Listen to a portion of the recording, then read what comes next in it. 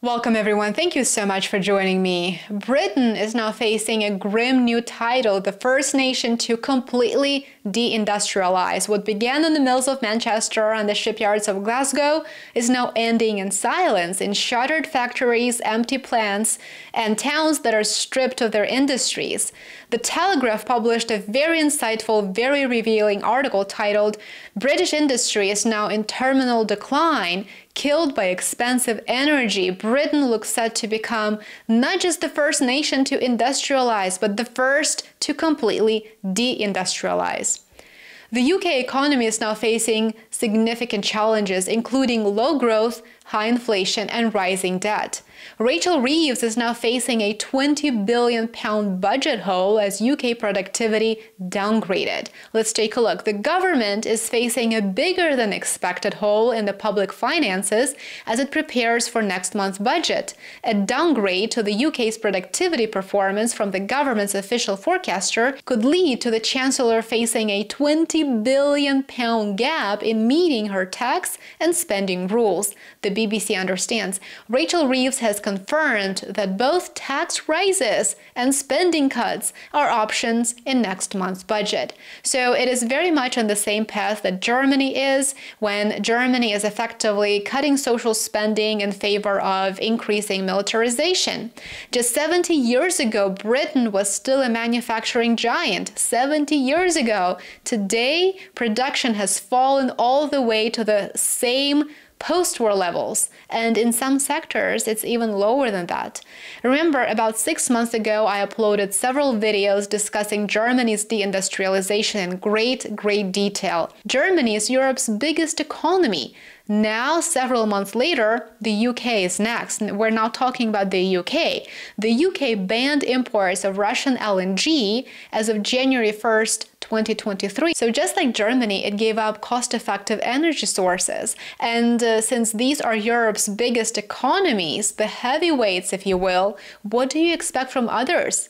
This is an undeniable downward spiral. The EU is in decline, and it is declining fast. It is not a surprise because cutting yourself off of the very thing that fueled your prosperity, cheap Russian energy that is, that would do it to you. That would upend your economies, create even more social unrest within your countries, and of course it would create more political instability, and we see those things in Germany, in the UK, in France, and in other European countries. This is a vicious cycle, unfortunately. The Telegraph writes, car production in Britain dropped by 35% last month, hitting a 73-year low. Jaguar Land Rover's cyber attack may have sparked the latest fall, but the trend has been long in the making. Cement production, too, has slumped to 1950s levels. Pirelli has temporarily shut 2 tire factories in Staffordshire and in Cumbria, though everyone knows that temporary shutdowns often become permanent. And Wedgwood, one of the country's most storied names in ceramics, halted production for 90 days for 3 months, and each week brings new casualties. Factories that survived wars, that survived recessions, and even Thatcher's reforms are now closing their doors forever. Of course, this is not just about businesses. Primarily, this is about people. People are the victims. Tens of thousands of employees who are being laid off or let go completely. And where do they seek employment when the UK economy is spiraling out of control? What do these people do? Britain's borrowing costs are skyrocketing. Borrowing costs just hit a 27-year high, the highest level since 1998.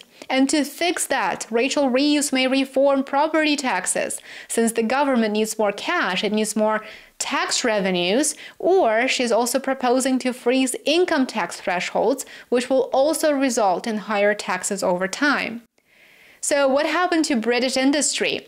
Well, the reasons are not hard to find. Britain's fixation on net zero has turned energy effectively into a luxury. Industrial energy prices are now twice as high as France's and 4 times the cost faced by American competitors. Add to that the government's endless barrage of taxes, such as higher national insurance for employers, carbon levies, and landfill charges that hit manufacturers the hardest, and the result is very predictable.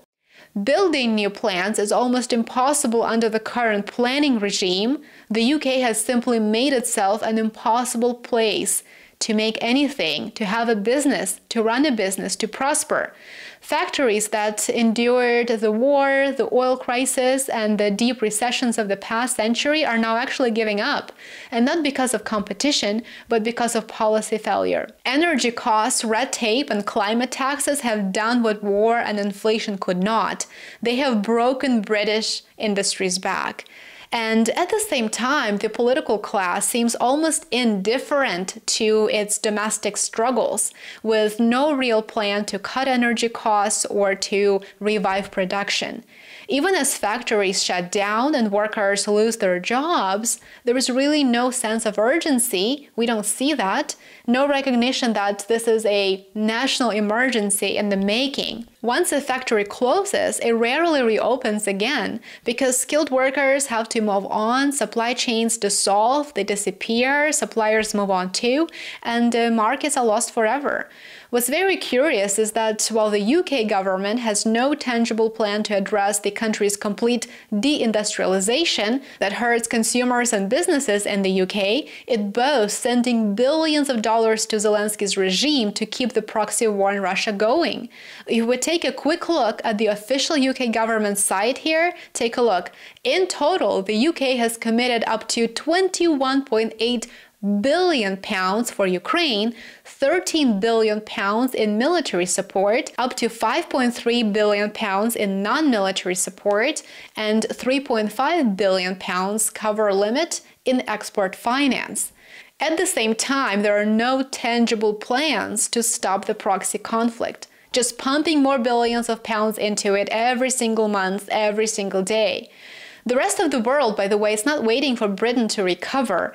China continues to expand its manufacturing dominance, and India and Vietnam and many other countries are becoming industrial powerhouses. They are industrializing, while Britain is walking willingly into a decline.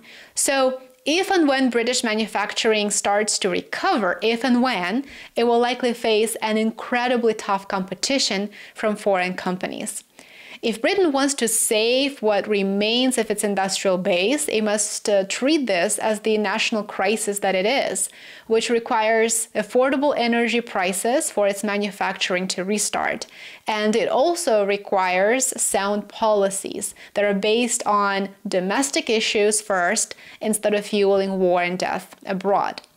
Let me know what you think about this topic. I would love to hear your thoughts. Thank you so much for watching. I appreciate you joining me. I hope that you consider supporting my work. Become a subscriber on YouTube, on Substack, and Patreon. I would love to see you on my alternative platforms. You will find them linked in the description below. Have a wonderful rest of your day, and I will see you back here tomorrow. Bye for now.